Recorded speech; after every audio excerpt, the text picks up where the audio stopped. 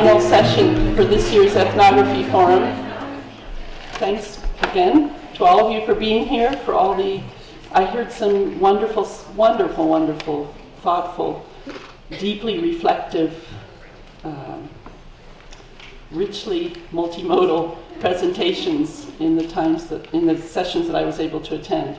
Not to mention these amazing plenaries. So thank you all for all you've brought to this conference and are bringing this evening as well. I do want to, in the final moments, thank some people in particular. Particularly, I do want to acknowledge the coordinators, Holly and Hoa, who are standing over there.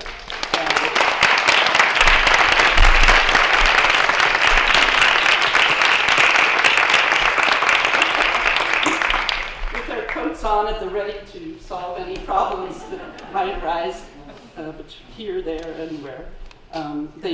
They've been not only what you've seen in the last 2 years, but the whole year preparation is just an amazingly intricate, complicated, sensitive task that they've carried out just to the T. There's been no flaws along the way that I've been able to detect, and I don't think you will have either. And I want to thank then many other people who are involved in this effort. We do have an advisory board here at GSE made up of faculty and students, a very important group of people. We have all the reviewers who reviewed our proposals, the many volunteers that you've seen around the sessions and around the hallways deserve many thanks as well. We have many volunteers from here. We also have conference attenders who come from afar and sign up to volunteer. And then Charles Washington, who is always on duty.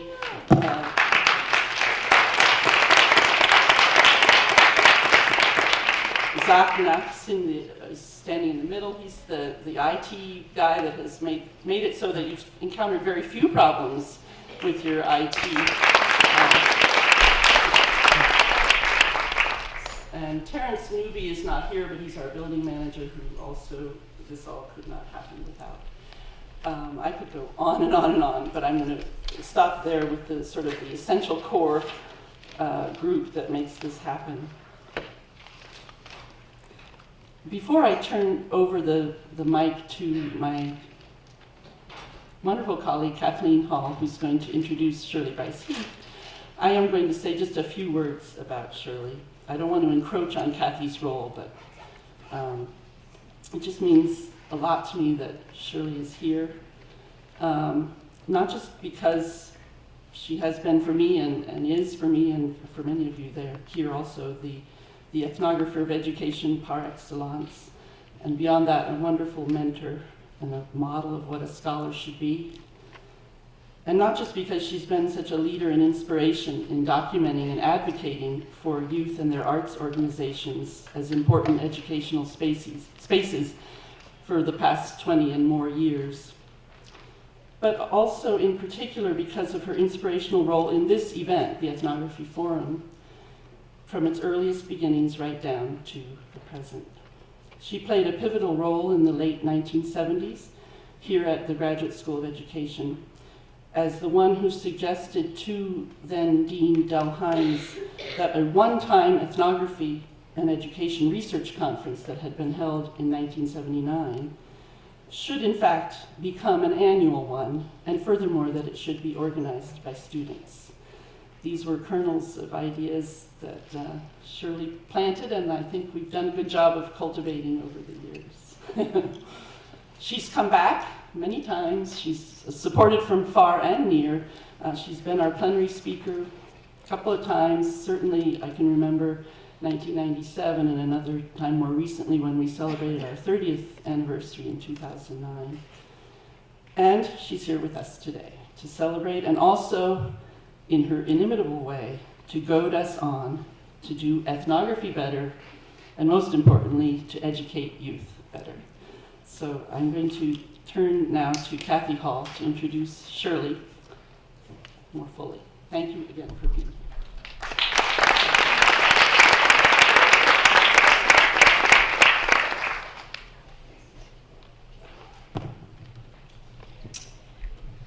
It is truly a pleasure to welcome back to Penn our colleague and dear, dear friend, Professor Shirley Brice Heath. Clearly, Professor Heath requires no introduction, for her path-breaking scholarship has, for the past 3 decades, shaped in so many important ways the fields of linguistic anthropology of education and educational anthropology, as well as ethnographic work in education more broadly. Shirley's quite exceptional CV holds all that one would need, and then some, to craft a conventional and wonderfully awe-inspiring introduction, one recognizing the kind of achievements that can be listed on paper. She is the Marjorie Bailey Professor of English and Dramatic Literature and Professor of Linguistics and Anthropology Emerita at Stanford University, and has held positions at many other universities around the world, including here at Penn, we're proud to say, from 1977 to 1980. She has numerous publications, has authored and co-authored several books, as well as over 100 articles and book chapters, has amassed an exceptionally impressive list of awards and fellowships, including honorary degrees from institutions such as Clark University, Goldsmiths College, University of London, Georgetown, Carnegie Mellon, University of Stockholm, as well as fellowships from MacArthur, Guggenheim, the National Endowment for the Humanities, and the Spencer Foundation. Did Spencer really give 11-year senior grants? 10-year, boy, those were the days. Oh, I see. But that's very, very impressive, and I'm very jealous. The Spindler Award for Outstanding Contributions to Educational Anthropology, and she was elected to the National Academy of Education. And she has served on, I think I counted 25 editorial and advisory boards.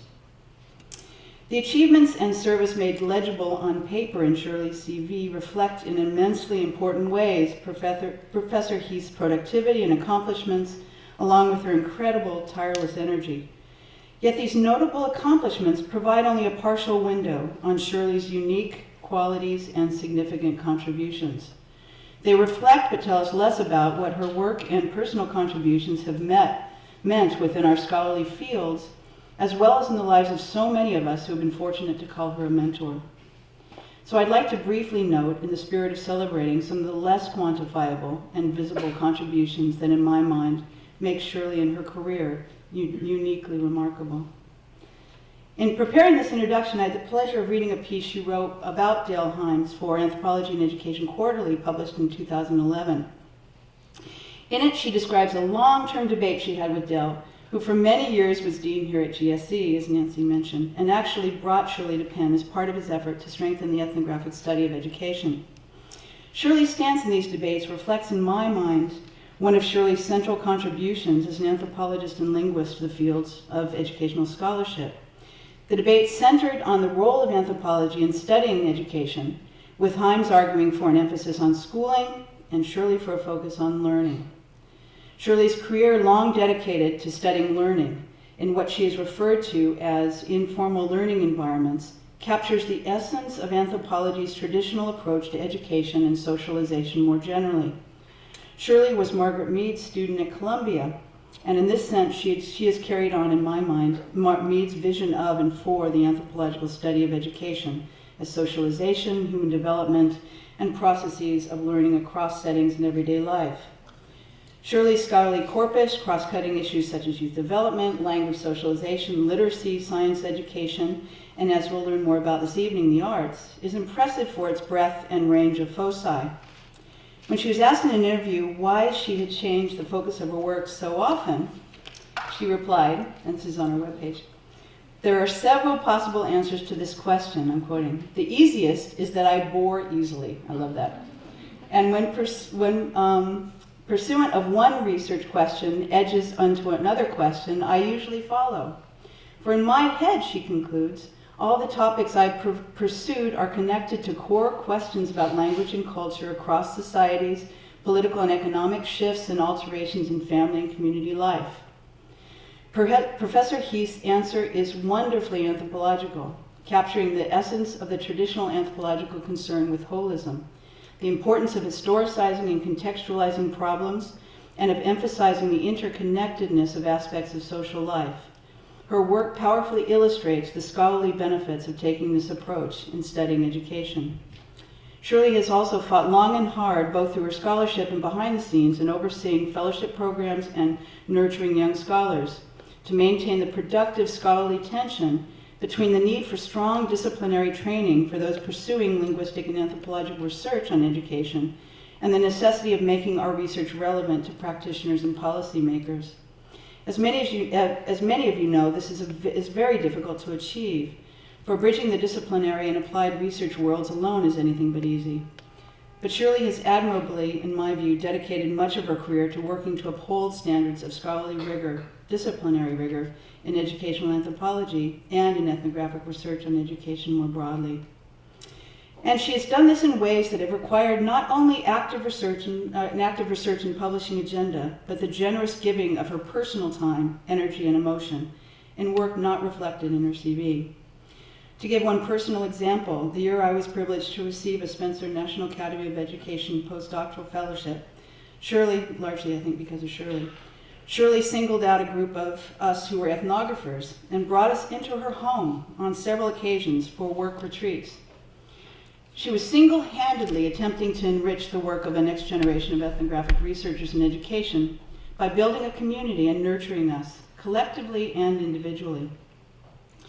Shirley continues to be there for so many of us, showing up at our panels unexpectedly, making sure we know about fellowships, taking time for coffee and meals when our paths cross. I truly do not know how she does it all, particularly given her CV legible accomplishments, as well as the travel hours to which her accumulated frequent flyer miles would attest. In this sense, to conclude, Shirley is in my mind remarkable not only for her truly exceptional scholarly accomplishments, but also due to her dedication, not simply to furthering her own individual career, but to strengthening the broader field, to maintaining long-term and meaningful relations with the people she has worked with in her longitudinal research studies, and to nurturing future generations of scholars, their work along with their personal well-being. And somehow she managed to accomplish all this with a beautiful grace and great dignity, all the while fighting passionately and powerfully for what she believes in. Shirley has long been my role model, though at the same time she is an impossible act to follow. Her life continues to provide a remarkable example of what a gifted scholar and a dedicated, determined, and compassionate woman can be. Thank you, Shirley.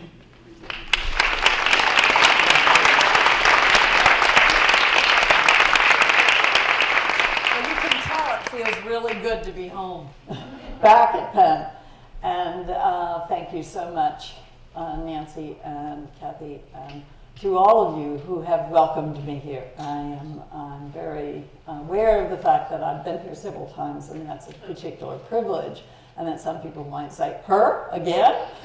And I wouldn't blame them very much, I must say. But at any rate, I am, in spite of all my caveats, very excited to talk to you tonight about something that I only shared in bits and pieces with some of you, and so if I have, then you'll see it and hear about it again. I want to start with this particular quote because it is provocative, and I'll come round to it at the end. But keep it in your mind. This is, of course, referring to Prospero in the Tempest, to Shakespeare's Tempest. And just a quick reminder, if you studied the Tempest in the 9th or 10th grade, it is the story of being lost on an island through a lot of jealousy and hardship inflicted by a brother to Prospero, who is the person referred to here. And the Tempest takes place on this island. And Prospero is the central character, but Prospero ends up there with his baby girl, Miranda. And to that end, I want to thank my particular Miranda, who's been my hostess here. And I thought, well, gee, that's really propitious because nobody knew I was going to talk about the Tempest. But at any event, then Prospero has all sorts of magical powers, and he knows that there is a ship with his brother on it and some of those who help plot his removal from the island, and so he causes them to shipwreck, but scatters them across the island. Of course, they don't know that the others are alive. And among those scattered is Ferdinand, who is the son of a relative who plays a central part in the overcoming of Prospero back on the other island, or the other land. And as you might imagine, Miranda and Ferdinand, the son, fall in love, and Prospero's not happy about it. And so there are all sorts of things that happen. And then finally, toward the end, Prospero gives the speech, which is basically his speech of redemption and forgiveness, and the joy of replacing love with hate and a desire for retribution. And so all ends well. Now, in 2009, this image was published in Science when a number of people from the Life Center, credited on the first slide, published their views as very hardcore psychologists and neurologists and neuroscientists, that there was a new science of learning, and that fundamentally this new science of learning was revealing the power of social cognition. Social cognition being based primarily on the whole idea of like me, and that is this sense of people looking at one another from the beginnings of infancy and the contact of the eye and the tendency that we sometimes see as a tendency, but actually the very strong innate principle of imitating. But imitating is one of those things that we've paid some attention to, but we haven't paid attention to the fact that humans, among all of the higher order primates, have this propensity to imitate, but also to go on and create through whatever it is that they are imitating. The other thing that we haven't paid a great deal of attention to, except through the coming of this work, which is so heavily interdisciplinary, and I've been very privileged to be in the group of with the neuroscientists and neurologists and others both here and in England. So that one of the things I've been worried about over the years is this like me notion and the need for explication toward the fact that social groupings do not simply imitate and create, that there is a fundamental dimension in social groupings for learning. And that dimension is a bidirectionality. And for those of you who were here to hear Stanton's talk last night, which was a talk and a plea, a very strong plea for looking at the elements and how all the various elements fit in, to stress something that came through in the film very well, which is the bidirectionality of learning. We're waiting to see, we're learning from them, we know what they have done, and then the acknowledgement of what those who were there before had done. So this is one of the things that I have been inspired by over the last few years, but being the rather cussed person, as my grandmother used to say, that Kathy characterized so well, I didn't want to pay attention only to one-to-one learning, but I wanted to answer for myself the question of what happens in ensemble learning, particularly when that learning is going on with young people who have come through very extreme poverty and who have come through the kind of extreme circumstances that any of you who've worked with asylum-seeking children or child soldiers would know. And so I posited what is here when I began this work. And so I want you to try to keep this in your mind as we go through the slides. Now, typically when we say ensemble, we think music, and so I was no exception there. But before I went into the study of ensemble, I wanted to be able to have in my head something that I felt was very important, which was that so many claims are made about the arts, and almost invariably those claims are made using the arts as the instrument for getting to something else. It is not about what happens within the arts. So with the help of some neuroscientists, primarily at the laboratory at the University of London, I began to work with them to talk about what I thought of as the little bits of art and arts of all kinds, ranging from music to theater, to video production, to visual arts. And they were a little astonished by my brashness, as many people are. But fundamentally, after about 10 years of working on and off with the group, I decided that one of the things that I could say was that these little bits boiled down to three fundamental issues. One is that art is, let's say, first and foremost, handwork. I'll reverse the order there for my own purposes. And that it is essentially, in whatever form, it is the work with the hand and the forearm. There's almost no art, if we think about it, which does not involve this. And this was particularly true in the old days when we used beta cameras, as opposed to digital cameras where you can hold them more tightly in small hand use.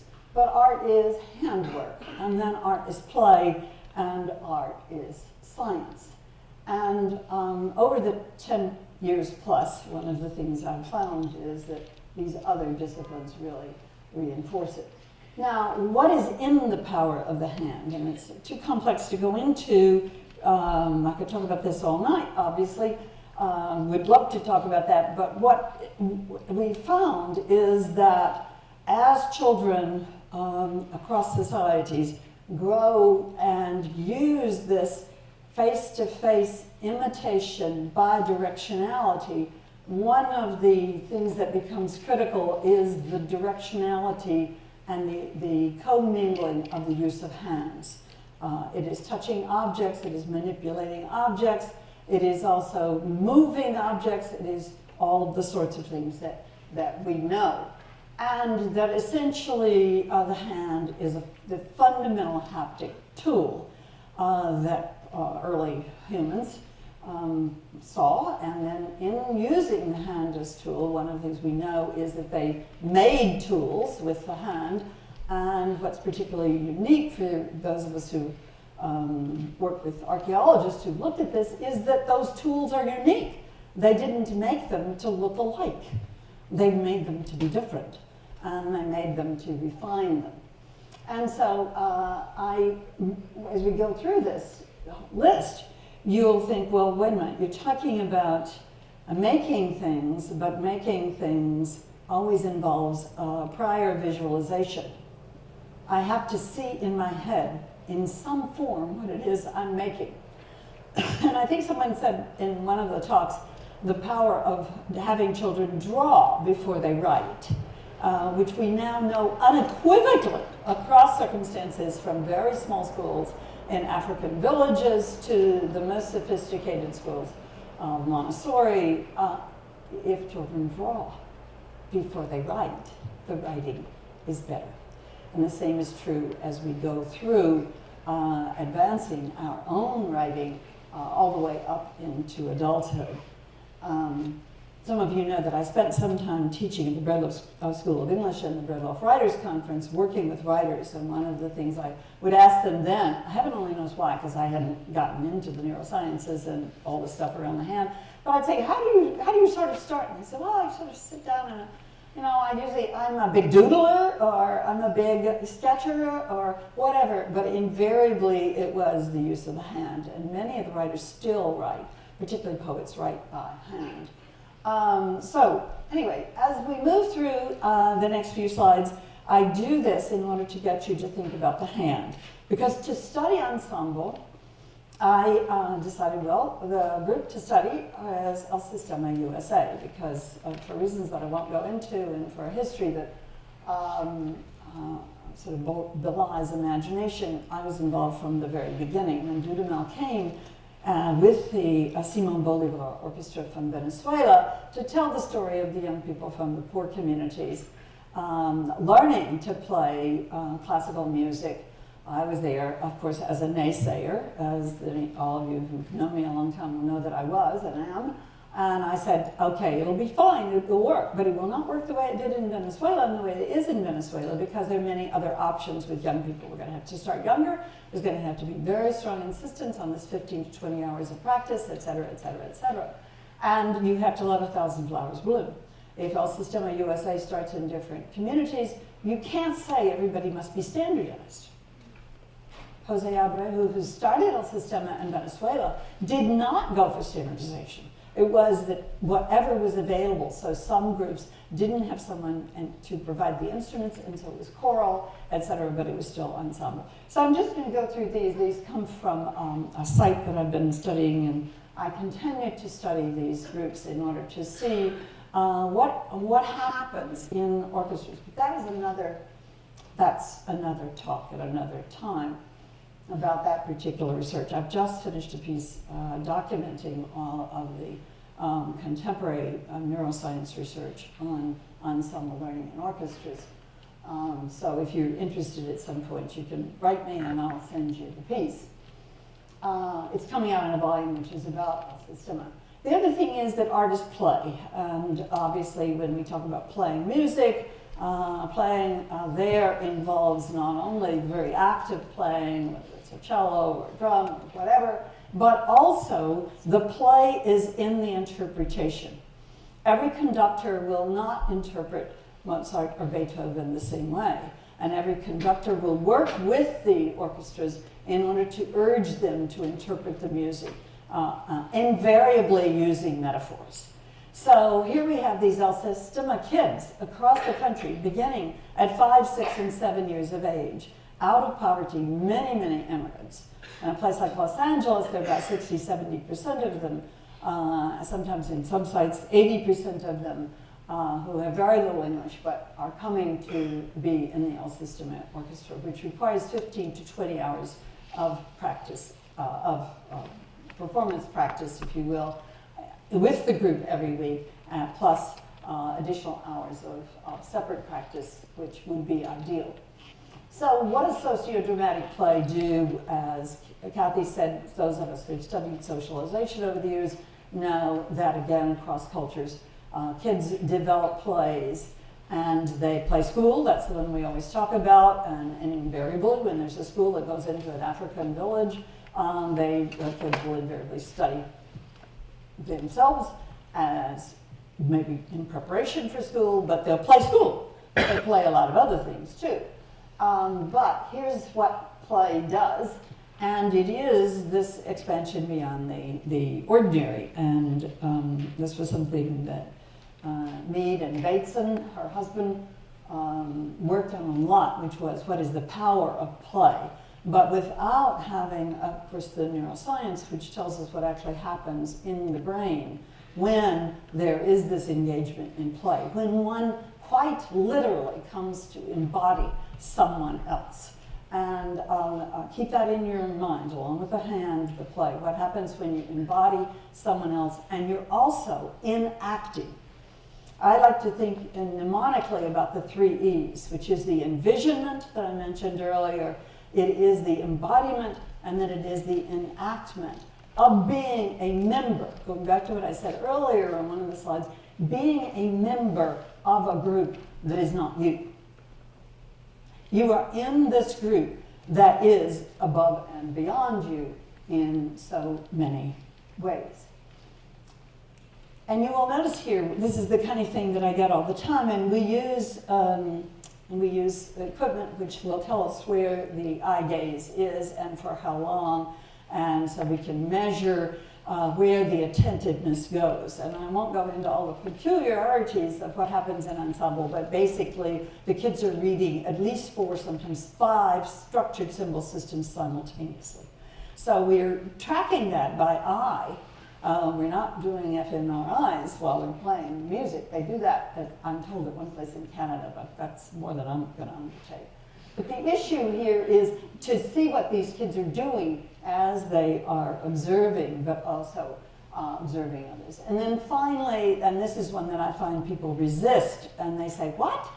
But when they do that, I refer them always to the work of an art historian at the University of Chicago. His name is Barbara Spafford, and she's written about the linkages between art and science up until the 18th century, when they were split apart into separate disciplines, and the museums were split apart, so we then had a museum of science and a museum of art, et cetera, et cetera.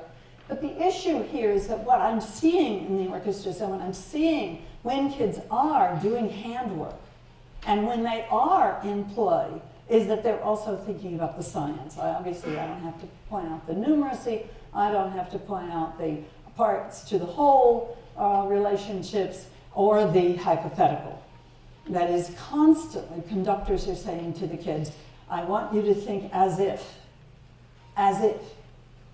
And as we do this, you need to think about if, so that they're constantly moving within the scientific what if constellation, and trying to see what it is that is outside of themselves. Now, when I was working in England under Tony Blair, I was lucky to be able to go there in 1999. And he started something that was he called creative partnerships. And on the table here are some publications that came from that Shelby and Wolf and I did over the 10 years that off and on that we were there.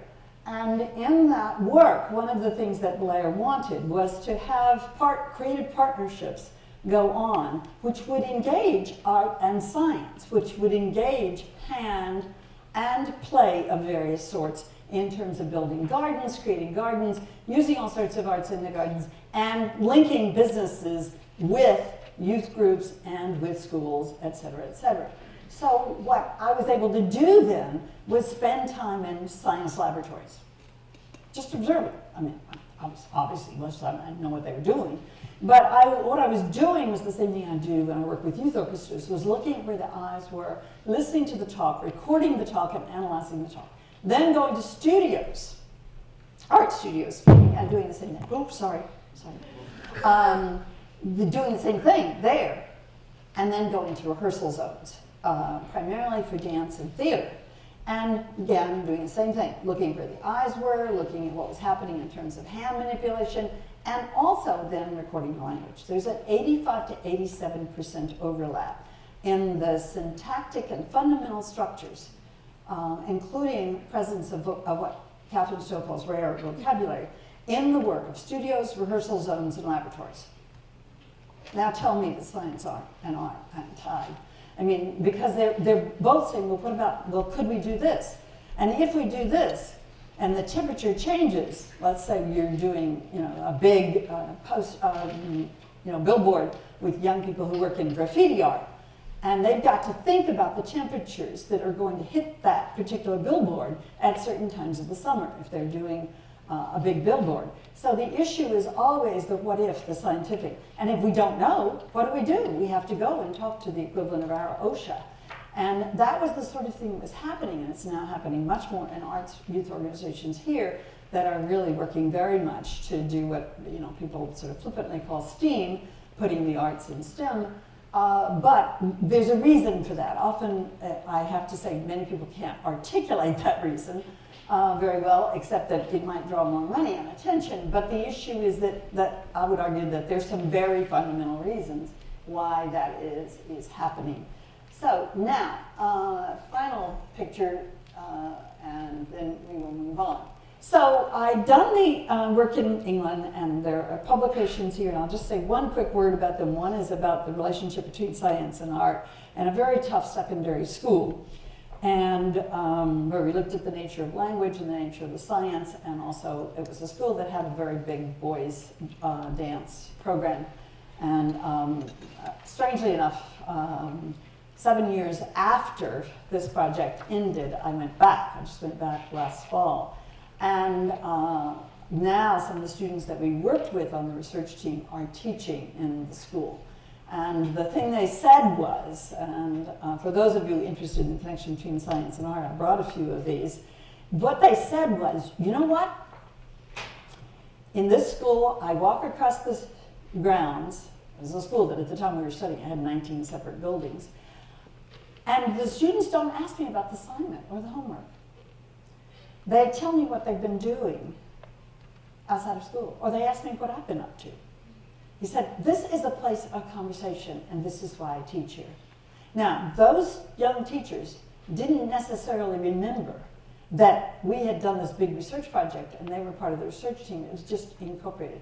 They created the curriculum. I brought them all over to look at a science garden here run by kids in poverty and a number of arts organizations, and they went back and changed what would be the equivalent of our ninth grade curriculum to involve global efforts in arts and sciences. But that work came to an end. We did one on visual arts. That one isn't here because it flew out the door. One in dramatic learning and another in children developing script writing and producing their own play on the stage in Durham, and Newcastle. But then I wanted to pursue this ensemble stuff more because the El Sistema work is going on, but I wanted to know more. And coincidentally, about this time, the director of the Public Theater in New York, whom I had known for about 20 years because he and I taught together at the Biddle School of English, and he was at Brown University and ran the Trinity Theater in Providence. So his name is Oscar Eustace, and when Oscar went to New York, I went by his office and I said, now Oscar, do you remember the history of the Public Theater? Which of course is a very insulting question. You don't ask unless you are really a good friend of that person. I said, yeah, Joe Papp. And I said, yeah, I don't want you to forget it. And I said, I'm going to be around to remind you of that. Because the theater had had two prior directors that had sort of drifted away from Joe Papp's dream. And in any event, what happened was about the time that I was leaving England and realizing I would only be going back intermittently there, Oscar wrote me and said, will you come talk to me about the Public Theater and making it public again? So I essentially wrote the plan under several conditions. And I said, Oscar, I will do it if you agree to follow my conditions. One is that there will be no one-offs. I had learned in England, that's the British term for doing a big performance, getting people involved in doing one performance. There will be no one-offs. Whatever you do, it must be sustained for at least 3 years, and then there must be a turnover principle. That's the second requirement. So that those who are most involved in the first 3 years then move on to enable others and to take on that agency. And this may offend some of you. I said you may not use the word education and you may not use the word outreach. And he said, oh, and I said, outreach means you have something to give them. There's bidirectionality. Now, it was a great example of what I learned in neuroscience. And I said, it's got to be both ways. You've got to fix it so you learn as much from them, excuse me, as they learn from you. And if you don't do that, I can't work with you because those are the principles on which I have come to work with various arts groups in various places in the world, and it'll work, trust me. And the reason I didn't want to introduce education was at that time in New York City, those of you who know New York, that anytime anybody said education, they thought you were going to do something in schools. And about 99.7% of the work was with young people, and poverty was going on in schools. And yet at the time the schools were not. And I said, no, I want you to use the word learning. Because it is about learning. It's about your learning and it's about learning. Well, Oscar, happily and perhaps foolishly trusted me. And then he hired a brilliant, absolutely brilliant woman, Lear de Bessemer, who had done a community performance of the Odyssey in San Diego to great acclaim. And Lear came in and many of you know that I'm Southern. I grew up as a foster kid in the South. And Leah grew up in New Orleans. And we had not met, but we knew we had to work very closely together because she was working, in a sense, in my vision of what was going to happen, which was that all 5 boroughs had to be involved. It had to be poverty, it had to be cross-age, and it had to have a continuity in terms of classes and high rigor. So here's this amazing woman who comes in, who's a director, and she and together chose the sites from the 5 boroughs. And if you know New York City, some of you may know these, the Domestic Workers Union. And in each case, the idea was to ask them what they wanted. If they wanted to get involved in the arts with the public theater, and if so, what did they think would be the most important thing for them? And so that's what they picked. Seniors from Brownsville were involved in jazzercise, and so they said, well, we will do dance, which for that time is just pretty much jazzercise. And script reading for the Domestic Workers Union in Staten Island, and the foster youth with the Children's Aid Society, and they are working, with the choral group, and the Fortune Society, which is a social support group for the formerly incarcerated. And that was a group which chose to do acting classes, which they were fortunate enough to have Lear teach. So, and then the one that I knew and had worked with before extensively was DreamYard. And DreamYard is a youth arts organization that is absolutely brilliant, and they were doing all of this.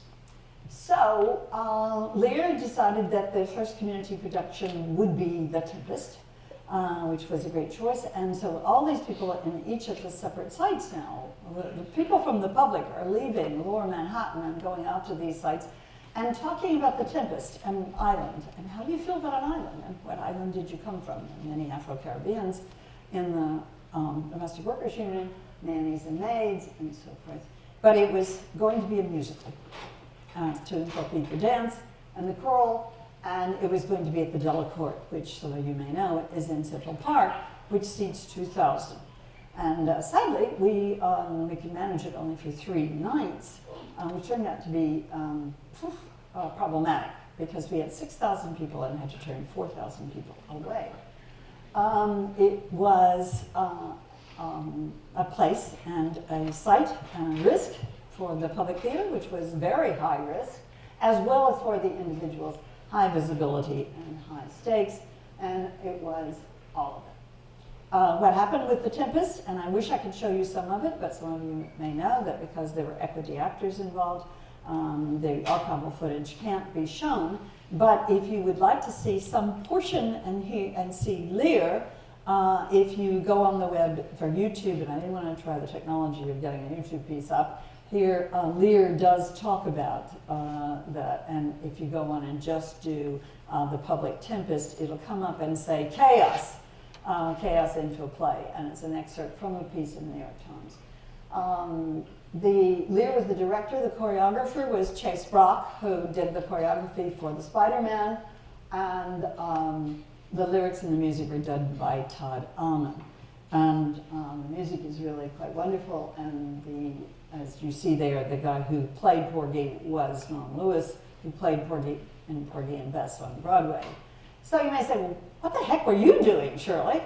You know, you weren't dancing, you weren't singing, you're not in any of those groups. What were you doing? Well, Oscar said, okay, I want you to document it and show me what's happened between June and September. I said, I normally work in 30-year segments. We're talking about 5 months, massive, because I'd been in on some of the other the classes and so forth. You're talking about a very short time period. I'm not sure I can show you anything. But I worked with a linguistic anthropologist who was Bambi Shefflin's student at NYU, and she got it and what we had to do, and I said, okay, we're going to document it, we're going to quantify the hell out of it, and we'll see what happens. Now, this is Chase Brock, and this is Lear. So, what did we find as we did it? We immersed ourselves in the group. By the early July, all 200 of these people from the 5 boroughs and the 5 organizations came to Lower Manhattan. to the rehearsal studio of the public. They were all seated together. They had not been together. Now remember who all these people are. And Chase Brock, who is a genius, had mingled in the group. My Tiana Hayden is my partner who helped me on this, and it took us a while to figure out what was really going on. He had mingled in the group some stellar young people who were studying and had been studying ballet for a number of years. Almost all of them were white and quite privileged. And they were here in the midst of all these people of color, including formerly incarcerated, very cautious foster kids, and kids from the Dream Yard, and that's in a very poor section of the Bronx.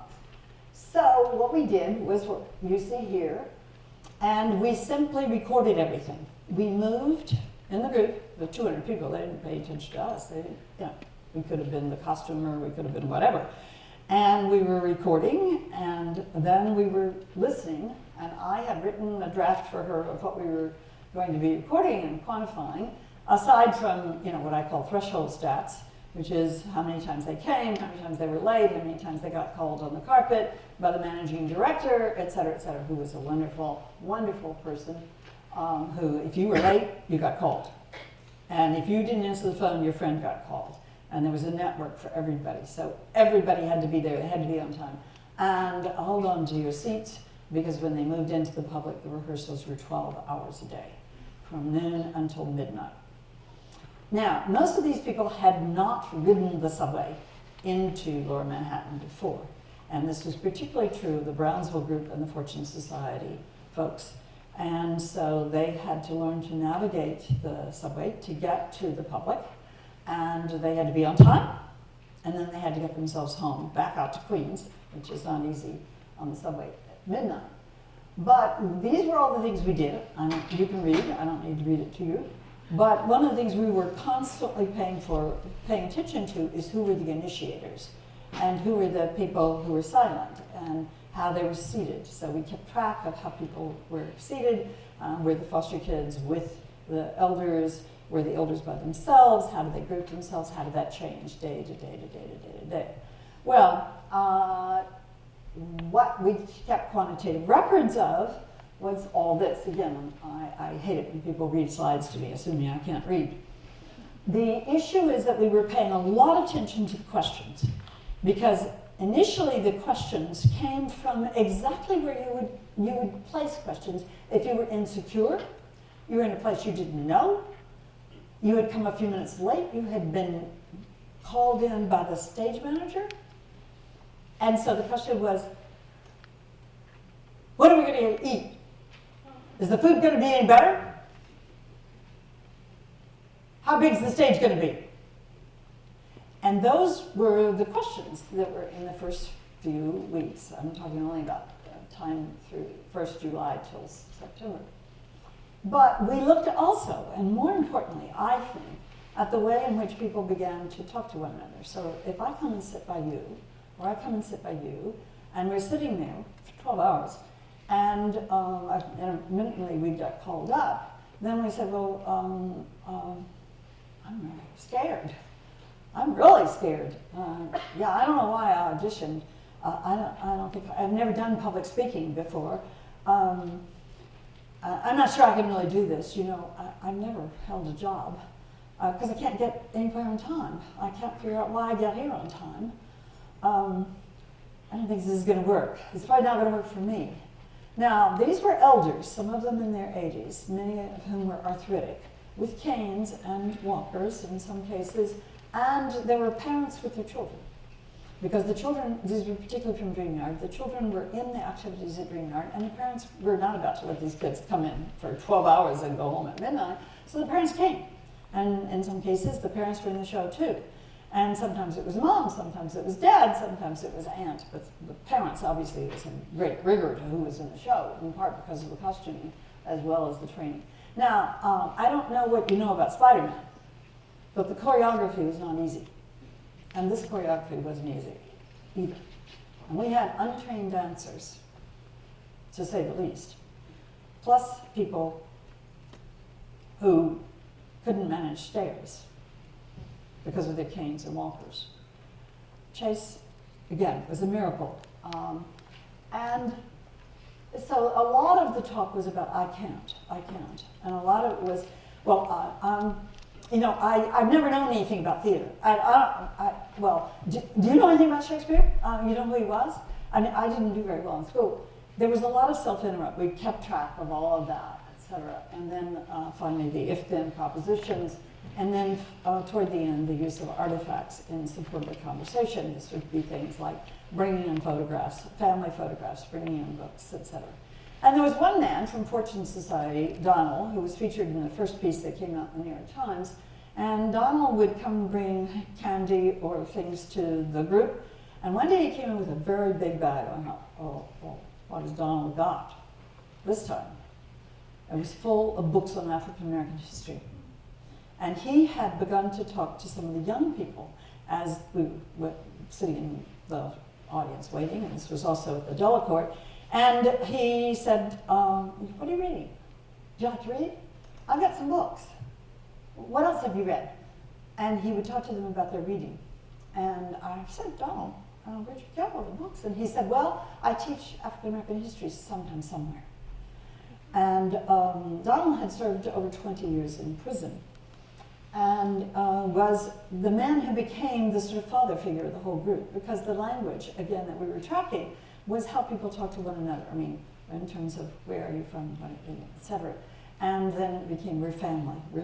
And Donald was kind of the father of the family, and one of the women from Brownsville became sort of the mother of the family. Now, what were some of the lessons that I learned from the Tempest? Because I had said to Oscar, I'm not sure I can tell you anything except, quality of the show, which is what we're really going after here. But here is what we saw.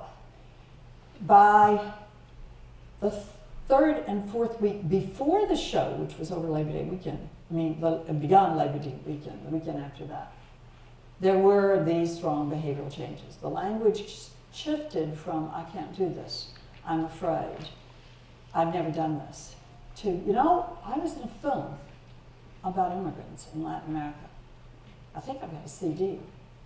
You got a CD player at home? I'll bring it in for you to see. I used to be a musician when I lived in Venezuela. I used to paint.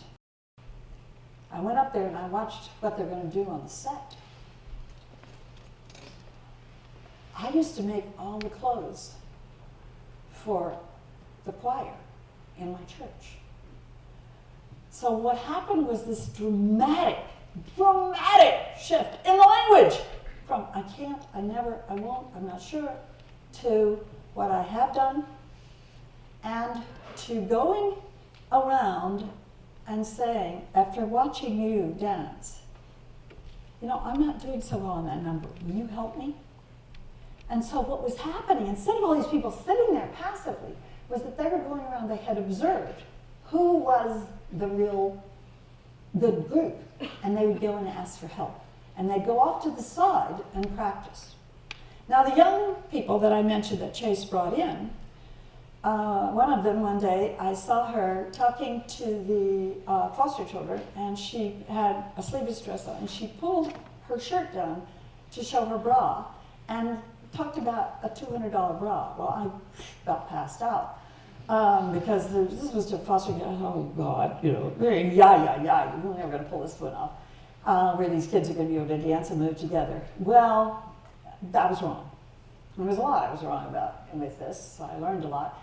And she, by the end, was so integrated in the entire group, and so everybody accepted her, and she realized, she began to self-assess.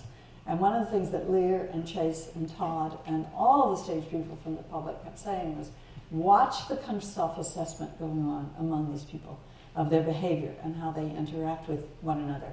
And that was what was so incredible, was the speed of that change. Now, they had had the script reading, but this had been by themselves, the domestic workers on Staten Island. They had had the acting class at the Fortune Society. They'd had all that. But now they were all together. And one of the most poignant statements was, toward the end, someone said, you know, to this young woman who was in the group, I'm so glad I'm here. I feel like it was so right for me to be here. But it was so right for you to be here and all these people. This is our family now, our family. And so, in any event, what else has happened in the subsequent year, because remember I told Oscar it had to be sustained, is that they bring everybody in to the public once a month for potluck dinner. They take them to shows on Broadway. They got to see the Spider-Man before it closed. Chase organized for all 200 of them to go see the Spider-Man. And then he met with them afterwards, and they had a pre-show and a post-show talk. And in addition, they had ongoing classes. Now, what happened with the Brownsville seniors was they said to Lear, we don't want to do jazzercise, we want to do musical theater. And so they now are having musical theater. And the other thing that was so powerful to me was that these organizations shifted. So Brownsville now has this great pride in the elders. And so they increased their budget. And what happened at the Fortune Society was the director of the Fortune Society called Lear up and he said, you know, from now on, what I want the Fortune Society to be is about three things. Alternatives to incarceration, which would be expected of a group like that, the GED, and theater. And that is where they're going forward. So they keep together and they come in. There are ambassadors. We set up, after Tiana, my colleague and I wrote the final report from our work, we made recommendations, and one of them was that there be ambassadors from each site, and that those ambassadors come into the public, that they do the pre and post shows, and they did Antony and Cleopatra last week. I was in New York a couple weeks ago, and it was Antony and Cleopatra. But these are all the things that actually happen. Now you say, what about health? What are you talking about? Not a single one of the seniors is using a cane or the walker. And that was clear by December. And when we talked to them, they say, you know what? When we were doing this show, I realized I had to take my medicine. And my daughter's been trying to get me to take my medicine, and I wouldn't do it. But I haven't missed my medicine since, because I've got to dance. And Lear and I were talking last week, and she said, you know, I know every one of those Brownsville seniors thinks they're going to be on the stage this year. We're doing another show in September. It's the 4th, 5th, 6th, and 7th. We got 4 nights this year, thank God. I did not like seeing all those people turned away. And the idea is that they will now be working between the 22nd of March and the show. They'll be working also in production. That is, they'll be helping to do the promotion, the planning, and the distribution. With the ongoing acting classes, the idea is that some of the folks who were in the Tempest, and I so wish I could show you some archival footage, it's heartbreaking. I'm going to New York later this week to work some more on being able to get some archival footage. But in any event, the issue is that the other thing that I had said to Oscar that I didn't mention then, when I laid out my prerequisites, was that this has to be replicable. This can't be owned by the public. And I learned that from Creative Partnerships. Tony Blair's Creative Partnerships in England. And I said, it has to be replicable. And so therefore what we're working for is, I don't know whether any of you are from Detroit, but if you are, I hope you know the youth theater group there called Mosaic. And we're working toward Mosaic doing in May of 2015 a production of The Tempest. And then it will be done by a college, it will be done by a high school. We don't know those yet because Mosaic, I've sort of committed to them that they get to do the first one.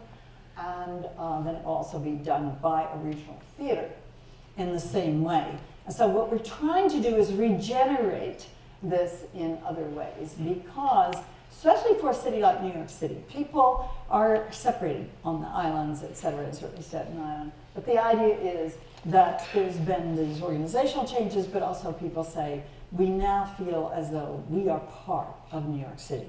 We know New York City, we belong, etc. Now, obviously what was happening was all of the horizontal connections going on, and it was the bidirectional learning. So people often ask me, I don't understand how when you're an ethnographer, your neuroscience work has anything to do with what you're doing. I said, well, it has everything to do with learning. Because one of the things I got befuddled by when I did the film back in 99, 2000, I kept watching all that footage, was I couldn't explain why the kids in the arts were advancing in their language so much more rapidly than they, quote, should by any of us in language development studies. They were just advancing, their language was changing in syntax, they were changing in the nature of the questions, they were changing also in terms of being able to use compound complex sentences, to use temporal adverbs and adverbs of place, all the sorts of things that really matter in academic life. Now, do I think all these people are going to go on to academic life? No, but one of the things that we're finding is, again, the stability that is now there with this form of identification. And the whole idea is that they took up the aggressive demands for the work, and that there were these quantifiable shifts in behavior. And now they have this very sustained interest in theater. They follow the theater in the New York Times and other newspapers. When they come in, they insisted that when they come in for their potluck dinner, that they have 5 to 6 hours together, and that members of the groups perform or read scripts, so that they're actually doing what we've talked about a lot in our sessions here, which is performance, and they always want to attest to their growing. They see themselves as a term we have not come to use in the US, a term called pro-am, which are professional amateurs. That is that they are amateurs, but they're acting like professionals. And they know now that they're going to be moving on to do productions, or certainly scenes in their own communities. And so going back again to the bidirectionality of learning, this was a very, very good case and a great lesson for me in terms of studying ensemble, because it moved a lot faster than I see progress in youth orchestras, that's for sure, because that is tough to get in 4 months. Of course, the groups had been together for nearly a year, but not the full performance. But these people come to see themselves as codependent. Now, in the United States, we use that as a negative term. But here, what I kept seeing was this kind of codependency. It was the codependency on everything from navigating the subways to learning to dance. I come to you and say, help me with this dance, or I come to you because you have a great voice, and I'm working on this, and it's so hard for me, and I want you to help me. So there was this sense of codependency and role development, and the reliance on, we've got to not just do the Tempest, we've got to know the Tempest. Now, these were people, by and large, who would not sit down and read the Tempest. And what I discovered was that many of the elders couldn't read, not only because they were not able to read, but they didn't have glasses that would make them able to read. So we're working on doing that gently, not insulting anybody, so that they will be able to have this entire repertoire of activities that they can do. So this was essentially the real essence of it. And we got to have this chant throughout, which was dance like nobody's watching, that's me, sing like nobody's listening, live like it's heaven on earth. And this comes from the fact that one of the things Tiana and I would do when we were listening to them talk was we kept quantitative counts on the number of times they talked about how they took their knowledge of the Tempest and their performance in the Tempest into other conversations and into other things. So, for example, one of the former inmates said, I don't usually shave very regularly. He had a problem with addiction, but he said, now I'm shaving every morning so that I can recite my lines. And he was one of the major players. So we did have 5 equity actors, but all of the other players, speaking parts, and this was Shakespeare's language. The only language that was not Shakespeare's was the language that Todd Allman used, who played Ariel. And his language was that of sort of the gentle narrator, who was very funny. And he was a very humorous character. But he was the only one who did not use Shakespeare's language. And several of the songs were songs from Shakespeare's language as well, though not all. And this is the shot that was on the front page of the New York Times, which is the shot of the final of the finale. And you can see the children, the mix, and then with the hat back there is Alvin, and then all the way in the back there is Todd Allen, who played Ariel. So our idea is to have, again, 200 people this year.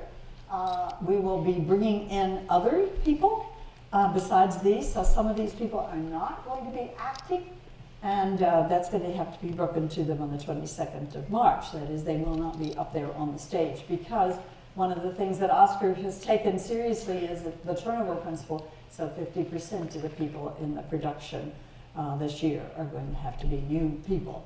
So I have my finale on my time here. I just want to close by giving you a couple of excerpts, just very briefly, of what people said. One of the young people said that taking part in the rehearsals at the public made him start appreciating something that many of us don't understand, and we've referred to here, which is all the invisible work. And here's his quote: "I mean, we're spending hours and hours here, right?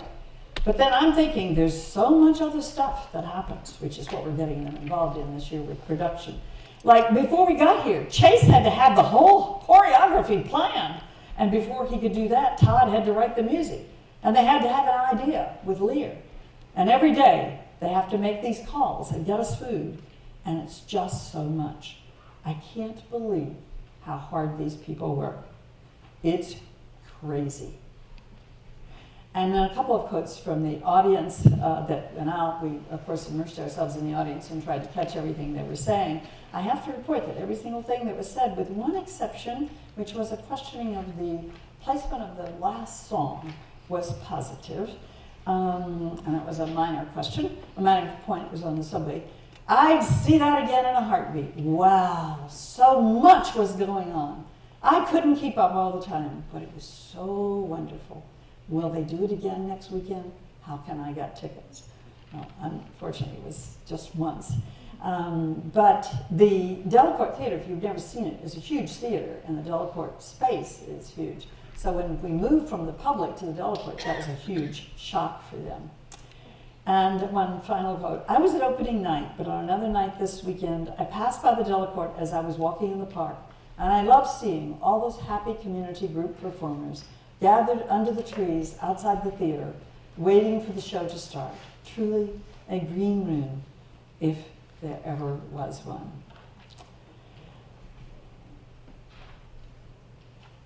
And now, as teacher, researcher, and active designer of community-grounded learning experiments or design experiments in the changing roles of central cultural organizations in various places, I want to close by saying something to all of us. And I'm going to read this, because if I don't, I will flub it up.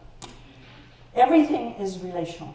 If there's anything I learned from my work on the public and my continuing work this year and next year, we're going to have a show next year too, it is that everything is relational. Things are what they are, only in relations. As a result, it is good if we all commit ever more diligently to learning more and more about context and connections and history, as Stanton was cautioning us. For these are complex relations of multiple forces, determinations, and contradictions. The world is complicated, contingent, and changing. Too much for any one person or any one theory, or any one political stake, or any one discipline, or any one learning context, such as school, family, museum, community organization, or religious entity. Learning requires constant vigilance, self-reflection, and humility. For what worked here in this context might not work in another. It has to be from the ground up, according to the principles. this case, ones that I set up, just from my experience in England. But I don't take any credit. I mean, I learned it the hard way by watching what was happening in England over 10 years. If I didn't learn anything in 10 years, I'd be pretty stupid. But the work of learning I did also pick up there is highly particular, as I said. But it addresses the specific problems posed by the conjuncture of time and circumstances.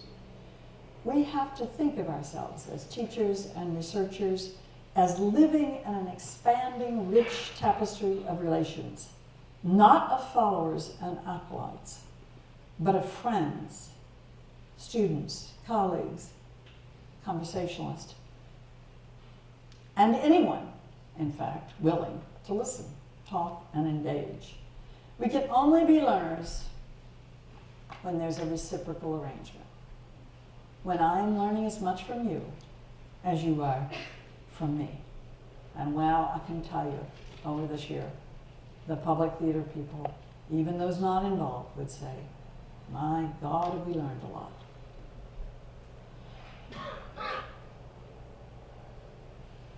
That reciprocal agreement has to be one to learn with others and to do so with as many people in as many different ways at as many different distances as possible. We have to value talking with anyone and everyone and treating them as if they have as much to teach us as we have to learn with them.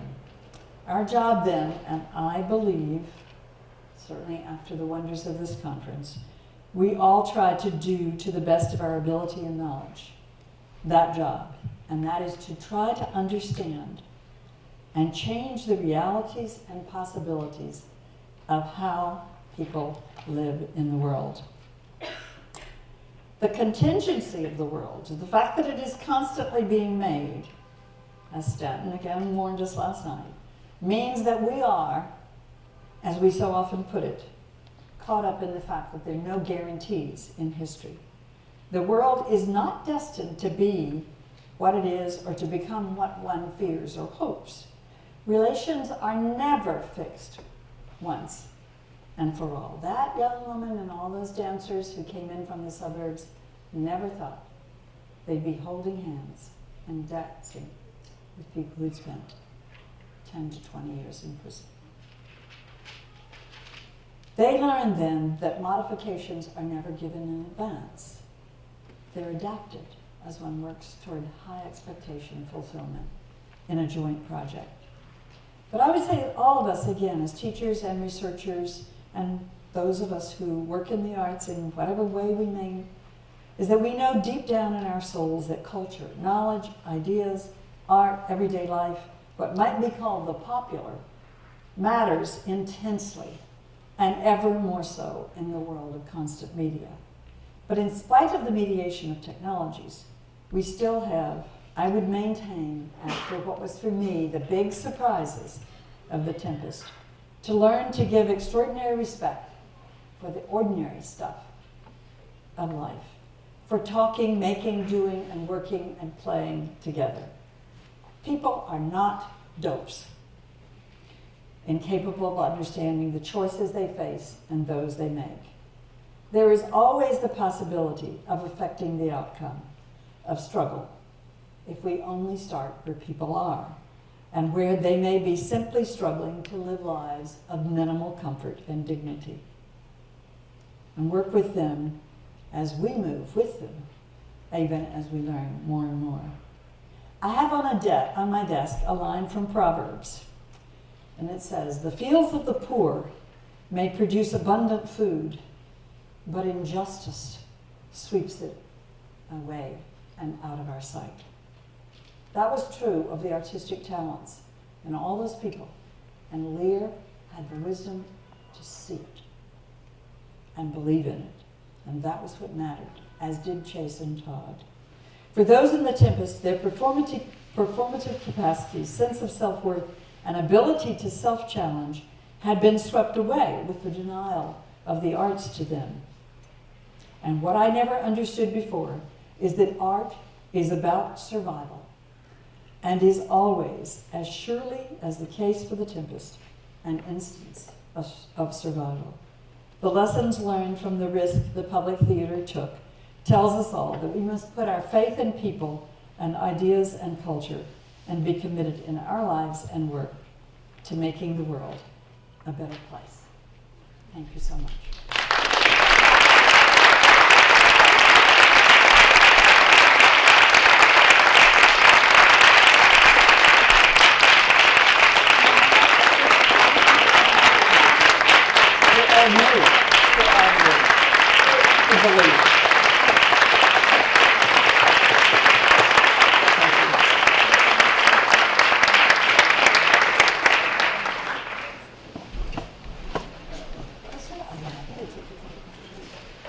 I am to switch my mic off. I remember. And then the big mic will work. I'm happy to take questions. You may be ready for food and wine. I understand that. But I'm also happy to take questions. There's so much I left out. But let's move forward. Anybody brave enough? Yes. On a large scale, you do it. Questions down below. That's an extra. Excuse me, because I'm flustered, but we're going to bring you a mic. Bring you a mic. Everybody can hear. Bring you a mic. You were just. You're doing larger work, but I see that as the same kind of thing we're trying to implement in the classrooms, though, too, is that ripple down effect and building up, because I work with the kids that are called, but they're not really. There's so much going on, and through the arts, it always draws it out. So, thank you, because you give me like little tidbits there that I can glean. You make it sound so darn simple. I don't know. Oh, no, it was Don't know. trust me. But Trust me. I just see it as, am I correct? This is, we just layered on in our classrooms too, and that goes forward in its own way also. Right, but following the principles that, and I'm happy to send the PowerPoints to anybody who wants them, but so just SVE@stanford.edu. But layering in the information here that it has to be bi-directional, and there must be a long-term project that is going to be held to very, very high standards. It doesn't have to be to whether we'll make the front page of the New York Times, but which is very scary for all of us. But the issue is that those principles have to be followed, and so often art, as I said, is passed out as let's expose the children to art, and like exposing them to measles or something. And this was one of the things we worked very hard to displace in England. And those of you who are working with elementary children, this is an amazing account that Shelby and I did of a very, very resistant school working with a professional theater group. And I always say that it's really important to have professionals work. And then these kids went on, and this is the story of creative partnerships. Those kids went on to produce a play, write a play, and as I said, produce it in Newcastle and Durham. But it has to be the sustaining. I mean, those principles, anybody in his right mind in Oscar Eustace's place would have said, are you crazy? I can't commit to that. We don't have a budget to do that. This is expensive. But he didn't. He believed in Joe Papp's vision that Shakespeare is for everybody, and it must be free. And the people who came, and we kept track of which boroughs they came from and how many times they'd ever been to the theater before. So we know those figures. I laid them all out for you. That would be really boring late on Saturday night. But that's the issue, is how you can put those principles in place in classrooms, because this is very difficult. It can be additive to what's going on outside of classrooms. And much of my work now is in museums, and getting museums to do exactly what I talked about with Oscar. It has to be sustained. You have to drop education. You have to drop outreach. You have to do open, ongoing studios. And that's what's happening. And it's gradually happening in the States in museums of science. It's happened in all the museums in England. So if you go to Tate Modern and Cape Breton, there will be open studios. And those open studios are organized and attended and run in connection with, again, the Creative Partnerships vision, scientists, artists, and youth leaders from the communities, and young people intergenerational. This has been always my big push. It's got to be intergenerational. So the last time they did some stuff with robotics, the guy who is the head of all the Tate Museums said, well, I think I want them to run the next trustees meeting. If I was scared about this project in New York, you can bet I was terrified of having young people from Brixton and East London run the trustees meeting for all Tate Museums. They did very well, I have to say. I wasn't there, but the learning director reported it. So how about One more? Yes. Oh, okay. You mentioned that that STEAM, that the arts must be included in STEM, and you said for some fundamental reasons. Could you explain that? Well, the primary reason that I would argue, as opposed to what many people who are now claiming STEAM do, is that there is so little difference between the arts and sciences when there is a sustained project that involves long-range hypothetical thinking toward a high-risk outcome.